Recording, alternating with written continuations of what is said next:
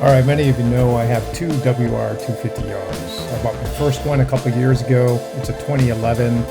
It's got the Athena big bore kit, FMF pipes and header, also with the Power Commander 5 fuel programmer. It's also uncorked, and I've also put 17-inch Warp 9 Supermoto wheels on it with a 1347 tooth sprocket combination. She might not be fast, but she sounds loud. That's for sure.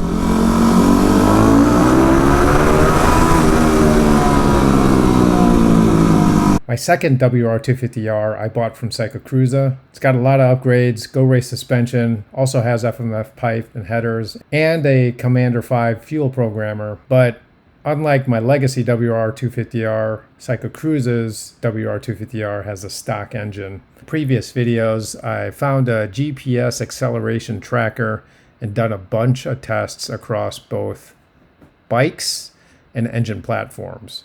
And I also tried it with a combination of sprocket sets and wheel sizes. And a couple findings out of that, it shows that two teeth in the rear sprocket makes about a 5% difference in your acceleration times. The other finding is that Cycle Cruiser's stock engine tuned is faster than my Athena big bore kit. And it likely has to do with the tuning. So I researched a bit on adjusting my Power Commander so I could put the right mapping on my WR250R Supermoto. And today I found some time, and for that reason I thought I'd make a video on installing a custom map on the Power Commander 5 fuel programmer. Before I do, you do need to have a PC for this. Macs won't work. On the DynoJet website, they do have Power Commander 5 app you could download, install on your PC. And once you do that, you're also going to want to go to the tune section, look up by your bike.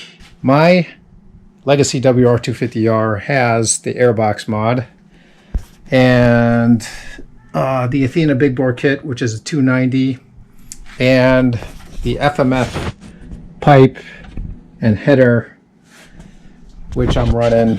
And thankfully they have a map for that. So you're going to need to download that as a PVM file before you start this process. To use this app is pretty simple. First, you have to get a USB cord, which I had to scrounge around for, plug it into the Power Commander 5 and then the USB port onto your PC. After that, light up the Power Commander and it'll automatically detect the mapping that's on the Power Commander. So this is the mapping that was loaded on the Power Commander 5 before or as I bought this bike. It doesn't look like it's a stock mapping. It's a mapping for 2009 through 2010 WR250R FMF full exhaust with the stock air filter. But hopefully this new mapping will help out. So I think we're going to open map from my downloads. And this is the 001 PVM file that this app takes. And you could tell by the notes there that this is for the custom mapping for the Q4 muffler, 290 piston kit, stock air filter, and the air flap mod for the airbox. So I'm going to open this and it should reset. And is that it? Looks like, yeah. Looks like now the Power Commander 5 has the new mapping.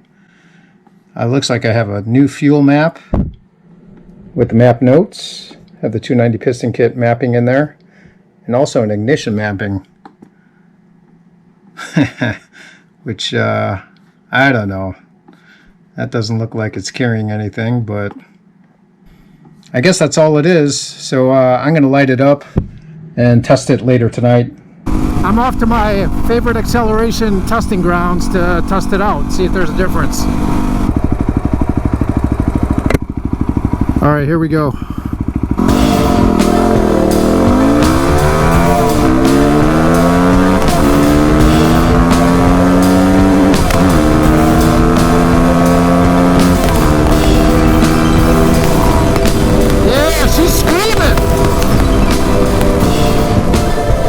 is screaming. That was a good run, I think. Ha! 9 seconds. Alright. Safe run. I guess this is a case where it sounds faster than it really was. Either way, I got more timings, and check it out, they were improved. So after doing my test runs, I was able to collect 5 good runs. The fastest time being 8.3, and if you average out those 5 runs, it turned out to be 8.82, which is a definite improvement from the prior run of 9.44.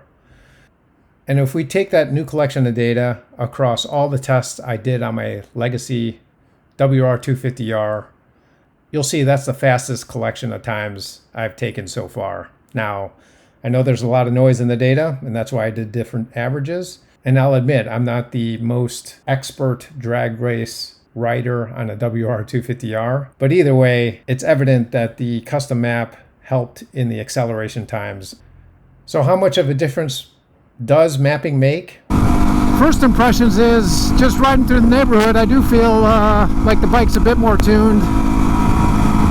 But we'll do some test runs here to see matter-of-factly if that's the case. If we look at the percentage difference between the averages of the 3 different types, it ranges from 7 to 9% improvement. The GPS tracker that I use also tracks 0 to 30 acceleration times, and on the whole, the average is significantly quicker. So does proper mapping really make a difference? The answer is yes. At least 7 to 9% improvement in 0 to 60 acceleration times in my case, and also 10% to 14% improvement in 0 to 30 acceleration times. Fuel mapping definitely makes a difference. Okay, so now that that's settled, the real question is, did the new mapping make my Legacy WR250R Supermoto with the Athena Big Bore kit faster than Cycle Cruiser's WR250R in stock form? Well, looking at the results, on the whole, the averages show that it's in the ballpark, which is good enough for me because I know I could tweak the mapping a bit more to keep squeezing the juice out of the lemon. And one thing cool about these custom maps is you can go individually by RPM level and adjust the settings you want. I probably won't do that, but it's nice to know it's there. Yeah, Supermoto! Oh, I've got my leg down on that. So to round off this, I still would rather be out and about riding my WR250Rs. More videos on that to come. But I just wanted to make sure that before I ride my Supermoto again, that it's got the maps it needs to uncork its full potential.